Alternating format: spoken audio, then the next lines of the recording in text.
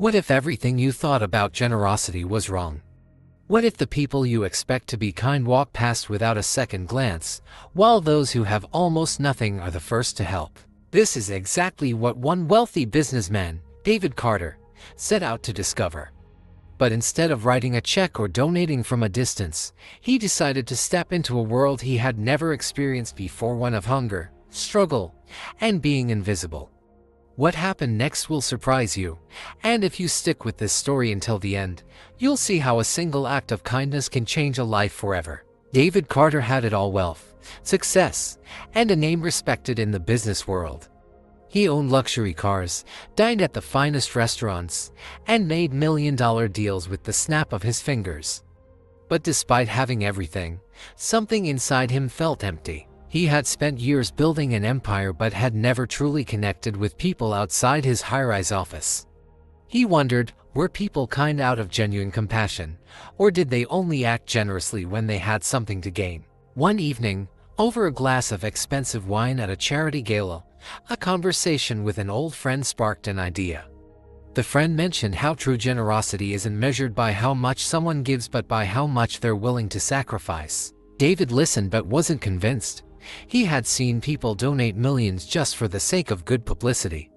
He wanted to see real kindness, the kind that comes without cameras, without recognition, and without expecting anything in return. And so, a daring plan took shape in his mind. The next morning, David made a decision that would take him far beyond his comfort zone. He wouldn't just observe kindness from afar, he would become someone in need. He would step out of his mansion, leave behind his wealth, and disguise himself as a homeless man living on the streets. The goal: to find out who in this world truly had a kind heart. But this wasn't just a social experiment. David knew that if he found even one person who showed true kindness, he would do something extraordinary in return. What he had in mind would change lives, and you'll want to see how it all unfolds. Stay with this story because what happens next might just restore your faith in humanity. Dressed in tattered clothes, David stood in front of a cracked mirror, barely recognizing himself.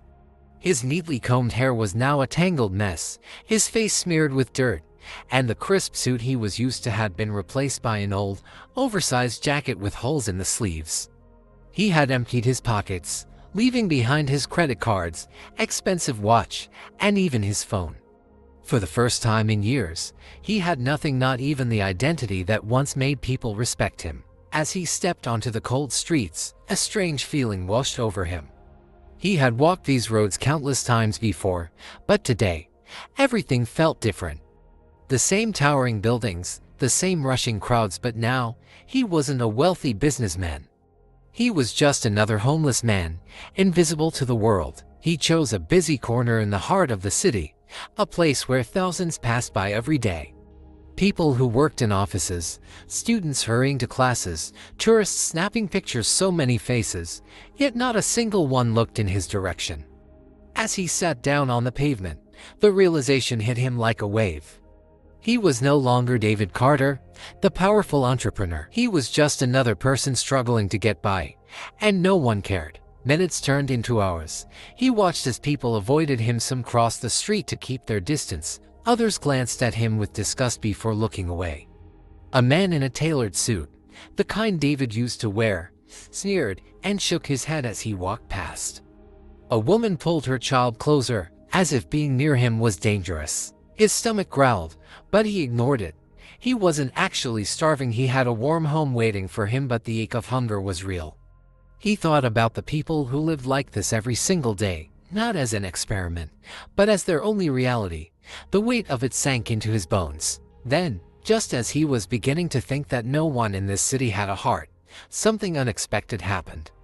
A small shadow stopped in front of him. He looked up to see a little girl, no older than 7, holding out a sandwich wrapped in a napkin. Her mother stood a few steps behind, watching with a gentle smile. "Here," the girl said softly. "You look hungry." David hesitated. He had spent the entire day being ignored, treated like he didn't exist. But here was a child, offering him food without hesitation, without fear, and without judgment. Slowly, he reached out and took the sandwich. His voice caught in his throat. "Thank you," he managed to whisper. The girl beamed, then ran back to her mother, who nodded at David before walking away. It was a small act, just a sandwich, but in that moment, it meant everything. As David took a bite of the sandwich, he felt something unexpected, a lump in his throat that had nothing to do with hunger. A simple act of kindness from a child had touched him in a way that years of wealth never had. But as he swallowed, reality set in. Not everyone had the heart of a 7-year-old girl. The sun was beginning to set, and the city's golden glow faded into neon lights. The air turned colder, and David wrapped his thin jacket tighter around himself. He shifted uncomfortably on the hard pavement, his body already aching from sitting all day. He had never noticed how freezing the nights could be when he had a warm bed waiting for him. Now, he felt every sharp gust of wind. More people passed by, some glancing at him with pity, but most pretending he wasn't there. At one point, a man in his early 30s, dressed in expensive athletic wear, slowed down. David thought, for a brief moment, that maybe he was about to help. Instead, the man scoffed, shaking his head. "Get a job," he muttered under his breath before walking away. David clenched his fists. If only that man knew. If only he understood that not everyone on the street was lazy, that circumstances sometimes pushed people into situations they never expected. He had read stories of veterans, single mothers, people who had lost everything due to one stroke of bad luck. He had never imagined himself in their shoes until now. His stomach growled again, and he tried to ignore it. Hours passed. The city that never slept kept moving, but David felt stuck. Then, another encounter. A well-dressed woman stepped out of a coffee shop carrying a large cup. She made eye contact with him for a split second. His heart raced. Would she be kind? Would she stop? She took 2 steps toward him, then changed her mind, turning sharply and walking away. The worst part, she threw the untouched coffee into a trash can as she left. David felt a sting, not just from hunger, but from something deeper. It was one thing to be ignored. It was another to watch kindness be discarded so easily. By now, exhaustion weighed down on him. The pavement felt colder. The city lights blurred as fatigue settled into his bones. He had spent only one day on the streets, yet he already felt defeated. He thought about the people who live this life not for a day, not for an experiment, but every single night. Just when he was about to give up hope that anyone else would care, he heard a voice, rough, tired, but kind. "Hey, you new around here?" David turned his head and saw an old man sitting a few feet away, wrapped in a ragged blanket. His beard was unkempt, his hands rough with age and hardship. He held out a small cup of coffee, half full, lukewarm, but offered without hesitation. "You look like you could use this," the old man said with a knowing smile. David was speechless. The man had almost nothing, yet he was the first to share what little he had. And in that moment, David began to see the truth. Kindness didn't come from wealth, it came from the heart. David hesitated before taking the cup of coffee. He had spent the entire day being ignored, dismissed, and even insulted, yet here was a man who had almost nothing, offering him something without a second thought.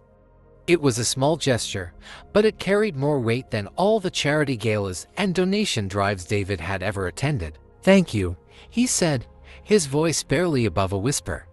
He wrapped his hands around the cup, feeling the faint warmth against his cold fingers. The old man chuckled. "Don't mention it. Name's Joe," he said, shifting slightly under his blanket. "Been out here a while. You new to this?" David nodded slowly. He had rehearsed a story in his mind, a fabricated tale about losing his job, struggling with bad luck, but suddenly, it felt unnecessary. There was something about Joe's eyes, filled with understanding, that made lying seem pointless. "Yeah," David muttered. "Guess you could say that." Joe nodded knowingly. "It's tough at first. First night's the hardest. After that, well, it doesn't really get easier, but you learn to live with it." He took a slow sip from his own cup. "People think it can't happen to them, until it does." David listened, for the first time truly listening. He wasn't thinking about stocks, investments, or the next business deal. He wasn't distracted by emails or phone calls. He was just there, in the moment, hearing Joe's words, feeling the weight behind them. "You'd be surprised," Joe continued. Most of us out here had normal lives once, jobs, families. Then something happens, maybe an accident, maybe a bad decision, maybe just bad luck, and suddenly, you're out here, invisible to the world. David swallowed hard. He had spent years believing that success was only about hard work and smart decisions. But was it really? What about the people who had worked just as hard but never caught a lucky break? What about those who had everything taken from them in an instant? Some people think we're all the same, Joe went on, his voice steady but laced with quiet sadness. Lazy, addicts, worthless, but they don't see the whole picture. They don't know what it's like to be hungry for days, to sleep with one eye open, to be treated like you don't exist. David thought about the men who had told him to get a job. He thought about the woman who had thrown away a perfectly good coffee rather than give it to him. He thought about all the people who had walked past without a second glance. And then, he thought about the little girl with the sandwich. He thought about Joe, who had barely anything but still chose to share. "Why did you help me?" David asked suddenly. "You don't even know me." Joe smiled, a tired but genuine smile. "Because I know what it's like to have no one." He leaned back against the cold brick wall. "And because kindness don't cost a thing." David sat in silence, sipping the lukewarm coffee. For the first time in a long time, he wasn't thinking about business, money, or success. He was just thinking about people, their struggles, their kindness, their humanity. And for the first time, he realized just how much he had never seen before. As the night deepened, the city around David kept moving. Cars honked, neon signs flickered, and people laughed inside warm restaurants. But out here, on the cold pavement, it was a different world. He and Joe sat in silence, the occasional gust of wind sending a chill through their thin layers of clothing. David rubbed his hands together, trying to keep warm, but nothing helped. Joe noticed and shifted his blanket. "Here, take a corner," he said, offering part of it. David hesitated. He had spent his life in silk sheets, climate-controlled rooms, and five-star hotels. Now, he was being offered half of a worn-out, tattered blanket by a man who barely had anything. It was humbling. Slowly, he accepted, draping it over his shoulders. "Thanks," Joe nodded, then leaned his head back against the brick wall. "You'll get used to it," he murmured. David didn't think he would. The cold was one thing, but the feeling of being invisible, of not belonging anywhere, was worse. Hours passed, and the streets grew quieter. David watched as a police officer walked by, eyeing them suspiciously but saying nothing. Later, a group of young men stumbled out of a bar, laughing loudly. One of them pointed at David and Joe, nudging his friends. "Hey, look at these guys," he snickered. "Bet they haven't showered in weeks." The group laughed, tossing a few crumpled bills onto the ground before walking away, still chuckling. Joe didn't move. He simply stared ahead, as if he had seen it all before. David, however, felt anger rise in his chest. Not at the money, they didn't need pity. It was the way they had been treated, like they were some sort of entertainment, something to mock. Joe sighed. "You learn to let it go," he said, as if reading David's thoughts. "Some people just don't understand, and they never will until life teaches them the hard way." David exhaled slowly, trying to let go of the frustration. He had spent just one day in this life, and it had already changed the way he saw everything. Then, another lesson arrived. Around 3 a.m., the real struggle began. The temperature dropped even further, and the hunger that had been gnawing at David all day turned into a deep, painful ache. He had never felt this kind of hunger before, not the kind that could be fixed by grabbing a late-night snack, but the kind that made his stomach cramp, the kind that felt endless. Joe seemed to notice. "First night's always the hardest," he said again. David leaned his head back, staring up at the sky. He thought about his home, his soft bed, his stocked fridge, his security. But something inside him told him that even if he returned to that life tomorrow, he would never see it the same way again. As the hours dragged on, exhaustion pulled at his body. He shifted, trying to find a comfortable position against the hard pavement, but there was none. Sleep came in short, restless bursts. Every noise, passing cars, distant sirens, footsteps kept him on edge. And then, as the city's first signs of morning appeared, David realized something. He had only been out here for one night. For Joe, and so many others, this wasn't just a single experience. This was their life, and he had to do something about it. As the first rays of sunlight crept over the city skyline, David opened his eyes to the harsh reality of morning on the streets. His body ached from the cold, his muscles stiff from a night spent on unforgiving concrete. His stomach churned with hunger, a dull pain that refused to go away. Joe was already awake, sipping the last of his coffee, his eyes fixed on the busy streets that were beginning to fill with people on their way to work. To them, this was just another ordinary day.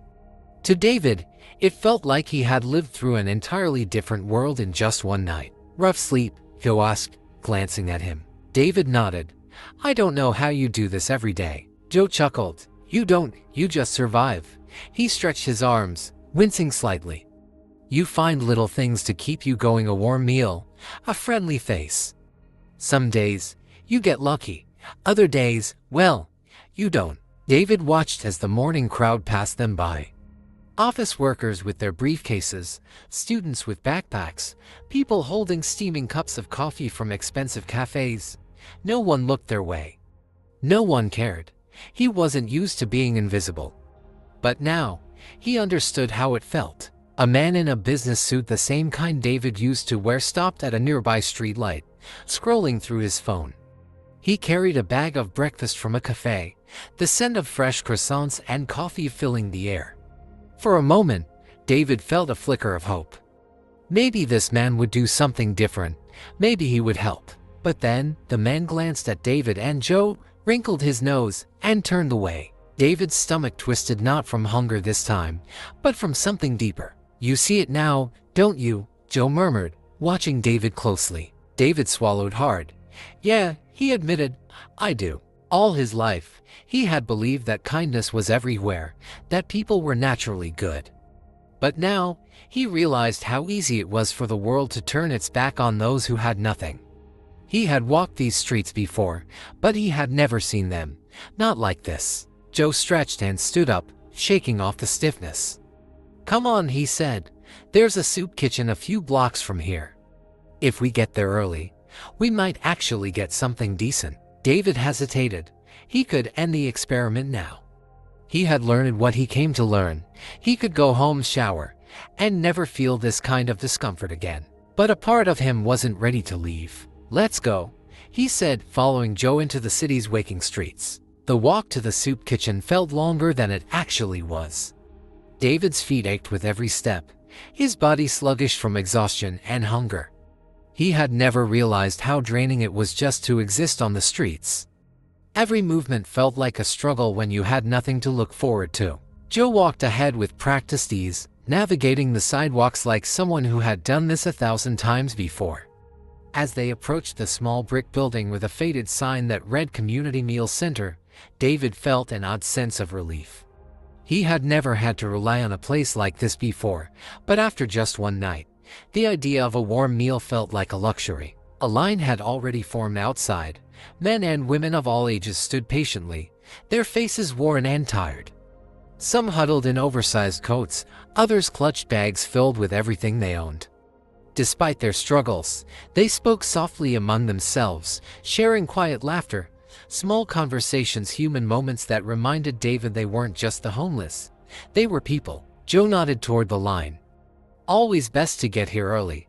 Food runs out fast." David followed him to the back, standing behind an elderly woman clutching a plastic bag filled with mismatched clothes.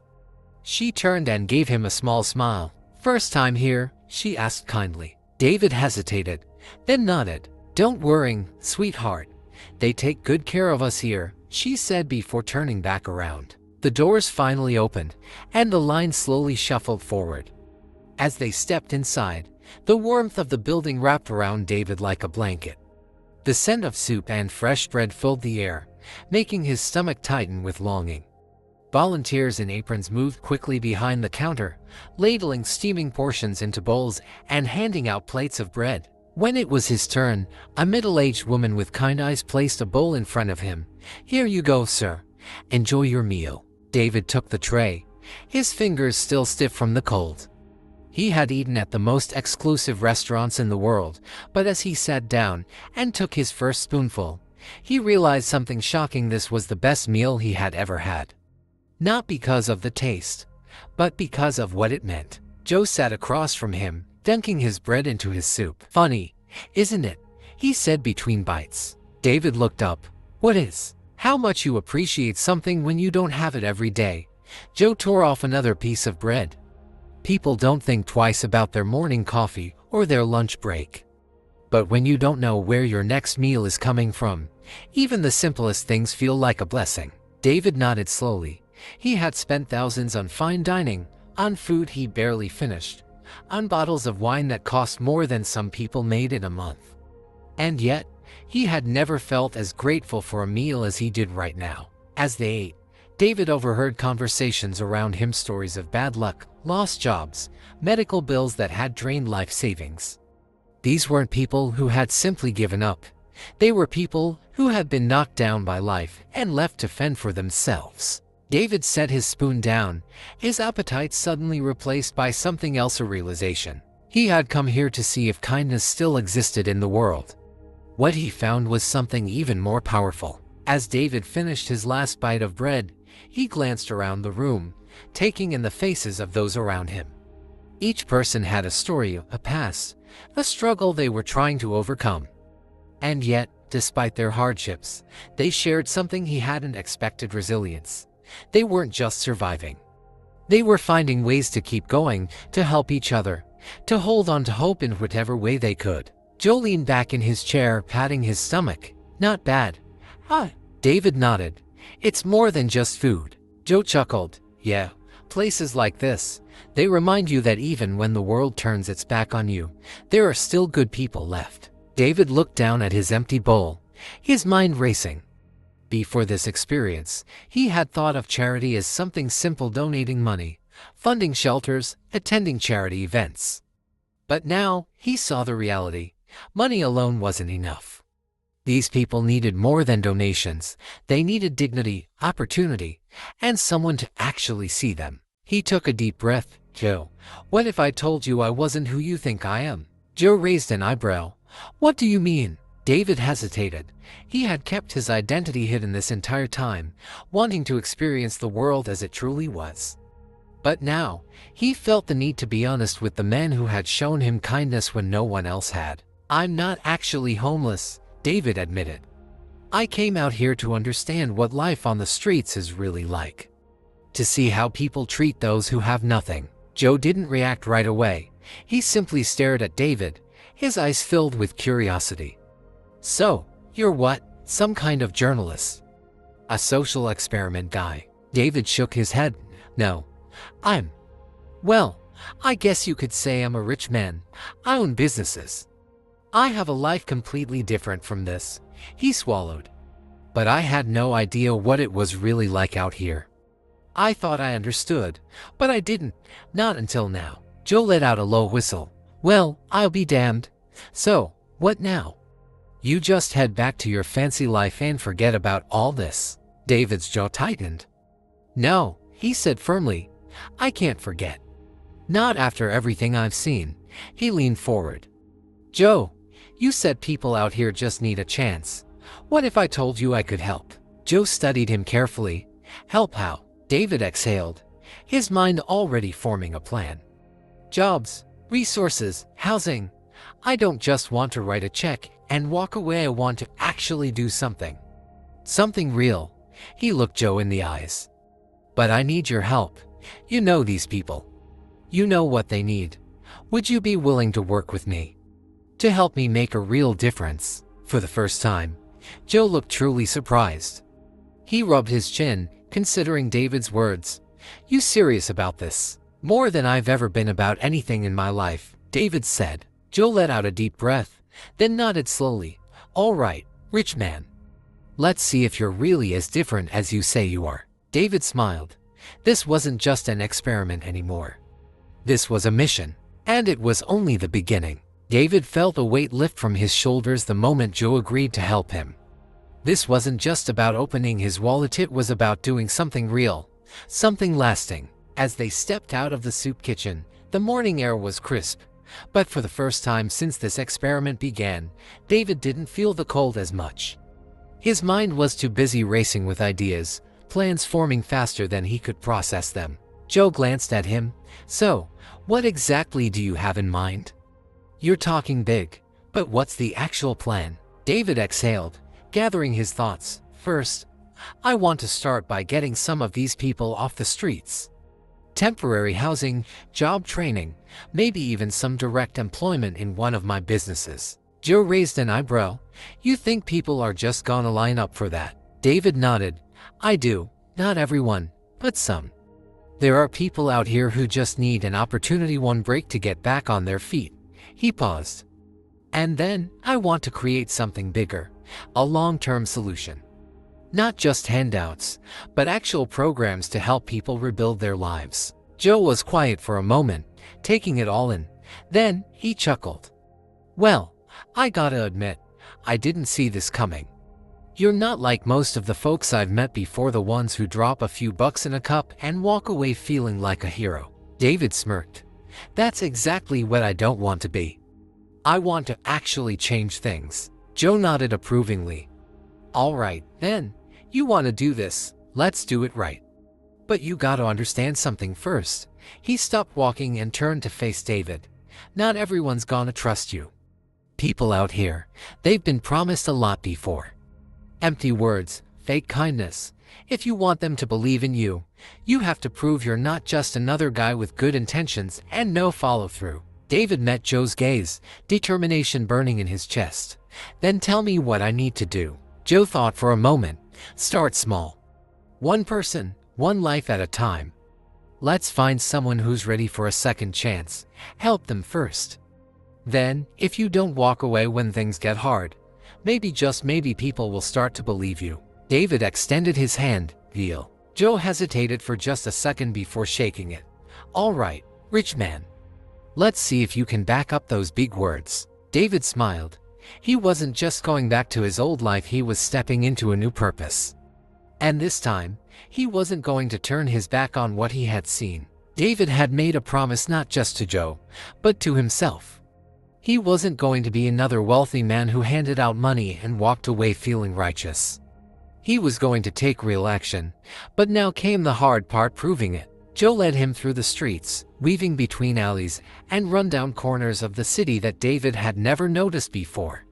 Every step deepened his understanding of how invisible these people were, how easily society had cast them aside. Finally, Joe stopped in front of a small group huddled near a convenience store. Among them was a young man, barely in his 20s, his clothes torn and his face hollow with exhaustion. He sat on the cold pavement, his arms wrapped tightly around himself, as if shielding himself from more than just the weather. "That's Mason," Joe murmured. "Been out here about a year now. Lost his job, couldn't pay rent, ended up on the streets.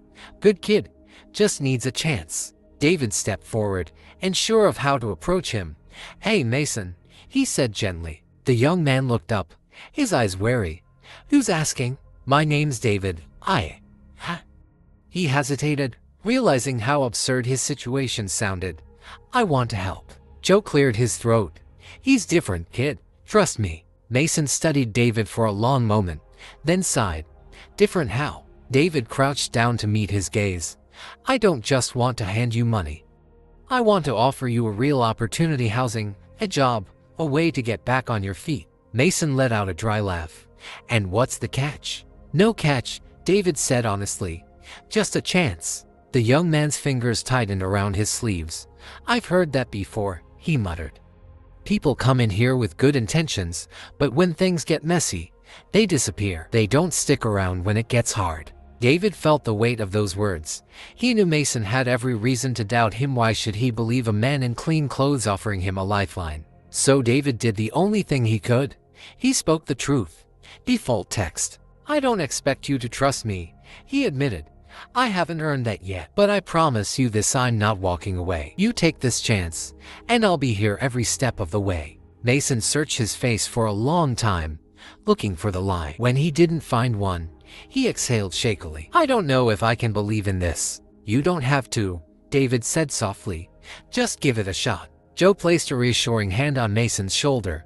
"It's your call, kid, but I think this might be the break you've been waiting for." A long silence stretched between them. Then, finally, Mason gave a slow nod. "All right," he whispered. "I'll try." David felt something shift inside him.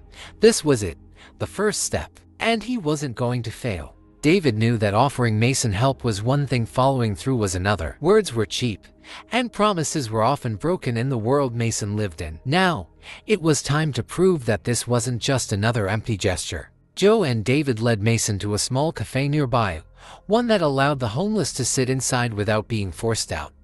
The warmth of the place was a stark contrast to the cold streets outside, and Mason hesitated at the door, as if he didn't quite belong. "Go on," Joe encouraged.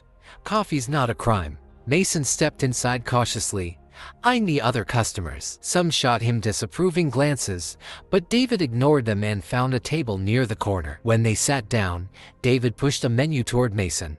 "Order whatever you want," he said. Mason hesitated again before finally picking it up. His fingers lingered over the words, but David could tell he wasn't used to choices like this anymore. Finally, he settled on something simple: pancakes and a cup of coffee. As they waited for the food, Mason leaned back in his chair, arms crossed. "So, what's your deal, man?" David tilted his head. "What do you mean?" "I mean, why are you doing this?" Mason asked. "Guys like you don't just wake up one day and decide to play hero." David considered his words carefully. "Because I didn't understand what life was really like out here. Not until I lived it myself. And once I saw it, I couldn't ignore it anymore." Mason scoffed. "Yeah, well, most people look away. Easier that way." David nodded. "I used to be one of those people." He leaned forward. "But I want to change that. And I want to start with you." Mason studied him, skepticism still lingering in his eyes. "And what if I mess up? What if I'm not cut out for this whole second chance thing?" "Then we try again," David said simply. "It's not about being perfect. It's about trying." Mason didn't respond right away. He just stared at David, as if waiting for the moment he'd reveal this was all some kind of joke. But David held his gaze, unwavering. The food arrived, and for the first time, Mason seemed to relax. He ate like someone who wasn't sure when his next meal would come, and David felt a pang of guilt, realizing that for Mason, that fear was real. As they finished up, David slid a piece of paper across the table. "This is the address of a place where you can stay at least until we get you set up with something more permanent. It's not a shelter, it's temporary housing. A real bed, a roof over your head." Mason hesitated before picking it up. He looked at the address, then back at David. "And after that, David said, "we figure out what you want to do. A job, education, whatever you need to start over." Mason let out a slow breath, his fingers tightening around the paper. "Guess I've got nothing to lose." David smiled. "No, you've got everything to gain." As they stepped out of the cafe, the cold air hit them again, but this time, Mason walked with a little more purpose. It wasn't trust, not yet, but it was a start. And for David, that was enough. Mason had agreed to take the first step, but David knew the hardest part was still ahead, sticking with it. A warm meal and a temporary roof wouldn't fix everything overnight. Mason had been on the streets long enough to know that good things didn't always last. David and Joe walked with Mason to the temporary housing facility, a modest but clean building run by a nonprofit. Inside, a volunteer greeted them and led Mason to a small but private room with a bed, a dresser, and a bathroom. It wasn't much, but to Mason, it was everything. As he stood in the doorway, gripping the strap of his worn-out backpack, Mason looked at David warily. "So, what now?" "Now you settle in," David said.